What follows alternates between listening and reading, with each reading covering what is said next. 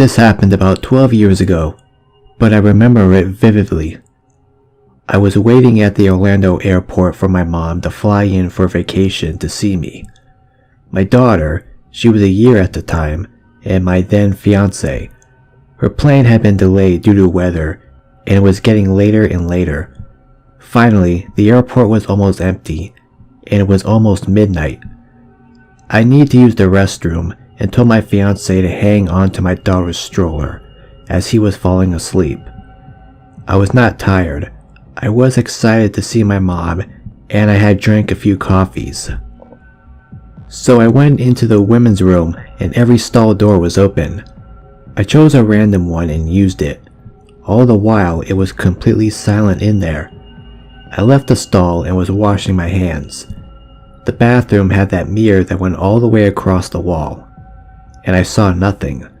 While washing my hands, I got a really weird feeling. I had been looking down at my hands the whole time, and looked up and there was a scary looking woman standing right behind me, almost touching me, leaning towards me. We made eye contact in the mirror and said, "Jesus loves you, do you know that?" in an extremely freaky way. I was freaked out and just nodded while still staring at her in the mirror. She then walked away and I couldn't see if she left the bathroom or not due to the design of the exit. I was shaking over the exchange because the tone she used. It was almost like saying Jesus saved me from her doing something awful to me. I never heard her come in. And I am a pretty paranoid person, so I pay attention to listening for people and things. Plus, those bathrooms echo so much. I would have heard footsteps. I also never saw her hands, so I don't know if she had a weapon. I timidly left the bathroom and my fiance was standing near the bathroom holding my daughter. I asked him if he saw that lady, and he had no idea what I was talking about. I looked around the area and it was empty, just us there. Lady with the crazy dark gray hair that was wild around her face, dark eyes and oversized sweater, your face haunts me. And if you were just trying to screw with me, it worked. I am still creeped out today.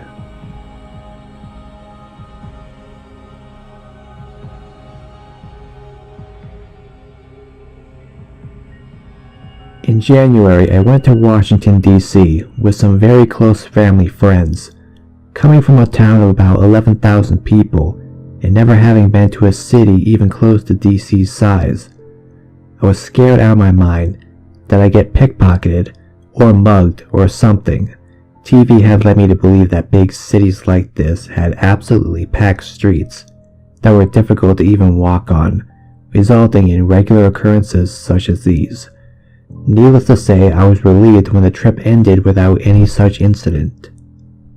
At the DC airport, our 6 a.m. flight was delayed 3 or 4 times due to weather.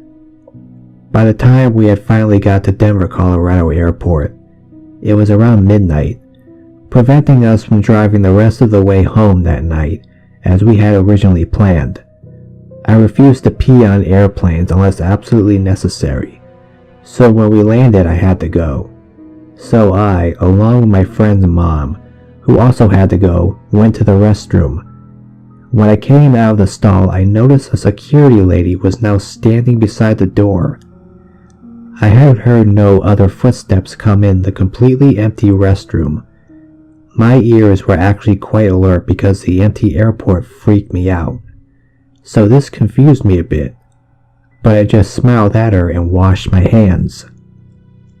Approximately 10 seconds later, a toilet flushed. Instead of my mom's friend, a creepy looking man with a black sweatshirt on, hood up, emerged from the stall. At the sight of the airport employee, he lowered his head and quickly walked out of the restroom. She followed him out, saying, "This is clearly marked as a woman's restroom." At the time, probably mostly due to sleep deprivation, I didn't think much of it. But the next day it really dawned on me.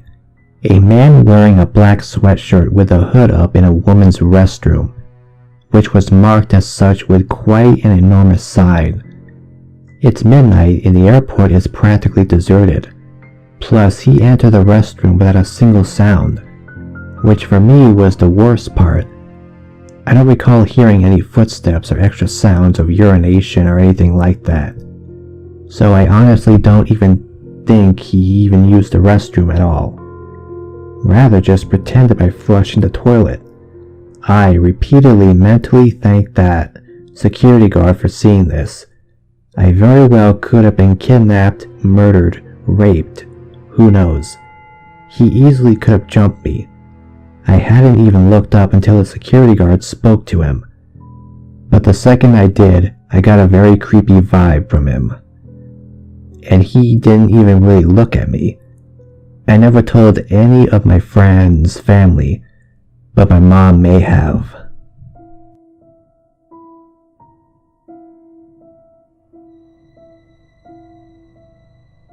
My parents are divorced. I live primarily in Australia, but travel back to see my father, his family and my extended family in the UK every chance I can spare. This story revolves around one of these visits. At the time of the visit, I was 13 years old, and due to scheduling conflicts would be traveling alone without my other sibling. Luckily, most airlines and airports worth their salt offer assistance programs for unaccompanied minors.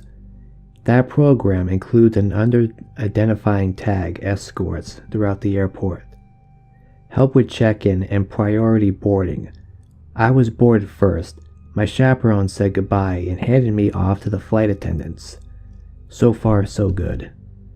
Nothing of any real significance happened for the first few hours of the flight. But I couldn't help but feel a little uneasy. I kept feeling this sensation like someone was watching me, but every time I glanced around, I couldn't see the source. I chalked it up to being a little nervous about flying alone, and tried to watch some in-flight movies to calm myself down. The next significant event was when I got up to pee. Now something caught my eye that hadn't before. There was a man about 4 rows back, in a middle aisle seat, who was staring at me. He wasn't making much attempt to hide the fact that he was looking at me, and out of shyness I looked down and broke our stare and tried to ignore him. As I walked by, I felt almost like he was gesturing to look at him, as if he wanted to ask me a question. In that moment, I made the decision to ignore him and pretend I hadn't seen him gesture to me. My mother has always been very safety conscious, and I credit her with giving me a healthy suspicion of strangers. She had made it very clear that while I was traveling alone, I didn't have to answer any to other adults but my chaperones, and that if someone tried to talk to me or make me do something for them, I had permission to ignore them or report them to the airport staff. So that's what I did. I walked past him, went to the bathroom, and walked back to my seat with my head down. I can't verify whether or not he kept trying to get my attention, because I was a little freaked out to look back. All I can say is that my creepy "you're being watching" sense kept on tingling as the flight went on. These bad feelings all came to a head during the sleeping hours of the flight. For those who haven't traveled international long hauls, the sleeping hours are for people to sleep by stimulating nighttime in the plane. This means no trolley service, dim lights, and all the airline screens are shut off. I was very groggy and sleep deprived at the time. I probably should have tried to get some rest, but I couldn't get comfortable and was just trying to ride out my time watching movies. This is when he approached me. He put a hand on my shoulder and squeezed. Then he said something that I didn't hear with my headphones on. I removed them and turned to give him a groggy but full attention. "Sorry? Will you come to the back of the plane with me?" "Have I done something?" "No, I would just like you to come to the back of the plane with me." I have money. If you like some, I just want to talk to you at the back of the plane. It'll just be for a moment." I'm very confused as to what to do when this is happening. Looking back, I remember feeling annoyed, less afraid of danger and more irritated at being asked to stop watching a movie and do something. Due to my tired state, I wasn't connecting that I might be in danger. I was just being asked to talk to this guy about something. I wonder if he might have convinced me with a little more prodding, but luckily he didn't get any further.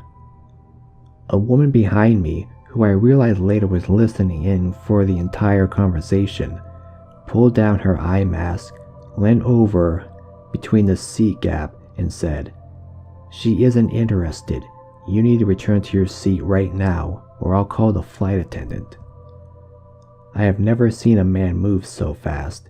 He tucked his wallet away and scurried back to his seat, slid on his eye mask, and rotated away from us so we wouldn't see his face.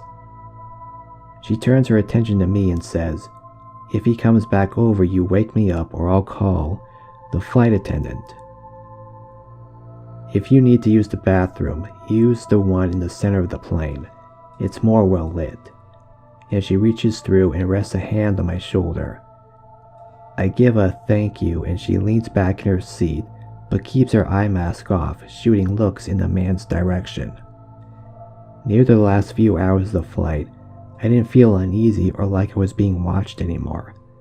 The woman, who was traveling with her 2 kids, keeps leaning in and asking me questions about where I'm going, who is picking me up from the airport, etc., etc. When she discovers that I'm meeting extended family at the terminal, her face clears and she offers to walk out with me to baggage claim. We land, get off the plane, and when I saw my father in the arrivals lounge, I wave her a fond goodbye, saying thank you, and walk off. As for the guy, I have no idea what happened. The encounter was so bizarre and short that I might have just discarded it from my memory immediately. Looking back though, I always feel apprehension and dread at what his intentions were. I have some theories, but I'm glad I didn't get to put in a position to find out. To the woman who saved me, you're my hero, and I only wish I could thank you properly for looking out for me.